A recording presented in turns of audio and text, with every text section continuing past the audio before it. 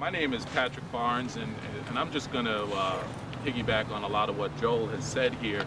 We've been on with the state and the working group now for 9 months, and it's been like pulling teeth trying to get data from the state to begin with.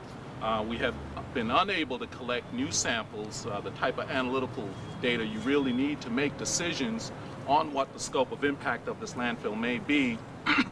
It's been delay after delay, and kind of faced with that delay, we needed to, I needed to find an alternative means of sort of getting to the bottom of this. You know, is this landfill really safe? We heard a lot of things and seen a lot to suggest that the state had done all sorts of bad things relative to the design or and so forth.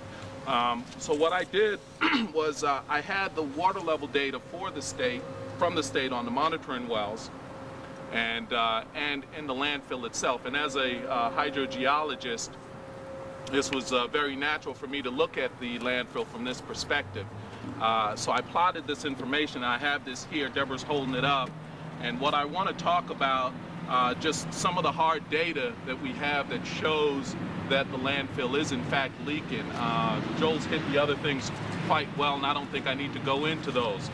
We know that we need to detoxify, there's no question. But here's some of the hard data that shows that the landfill is in fact taking on and discharging water.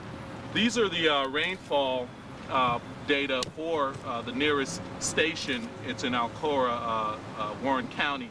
And basically what you have are peaks in the months of March consistently in the rainfall data. And what you see in the landfill now, this is a lined landfill. It's not supposed to have water in it. It's supposed to be a dry tomb facility. Okay, no water's supposed to get in, no water's supposed to get out.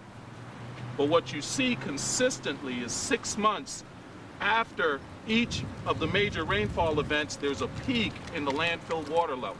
So there's a one-to-one correlation between the rainfall peaks and the peaks in the water level inside of the landfill. So this says that water is getting into the facility. Now, if you look at the graph, there's two interesting things. This is the landfill, the level of water inside the landfill. And as you can see, it's going up and down in a sinusoidal pattern. And for it to go up, that shows that water's coming in. And for it to go down, that shows that in several months of the year, water is being discharged from the facility. Because there's no other mechanism for the water level to drop in the landfill other than if the water was escaping from it.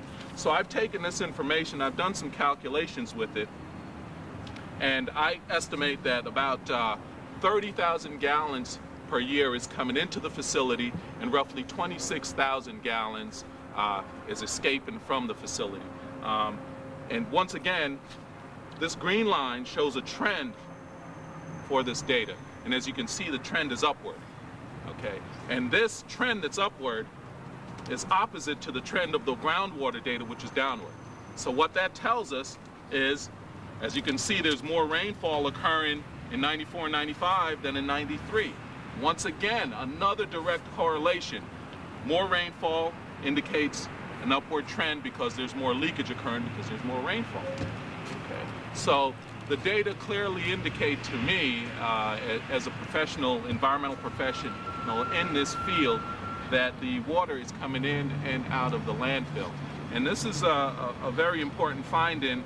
I know that the working group was established basically to seek the appropriate detoxification when it was feasible to do so.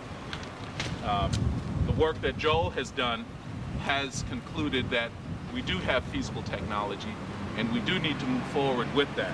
This work is sort of a side issue, but it's a very pertinent side issue. It's not meant to take us off track with respect to detoxification, but it's meant to inform the public that we do have a potential problem here. And for the state, basically, to look at data like this, their own data, we didn't collect this data, the state provided it to us, and say that the landfill's not leaking at a rate of about 1/2 of an inch per year. That 30,000 equates to about 1/2 of an inch over the area of the landfill. Okay, we get 45 inches of rain in Warren County. 1/2 of an inch, that's about 1% is going in. With all that we know about landfills and the leakage landfill liners, all that's documented. For the state to say that that the facility is not leaking is basically illogical.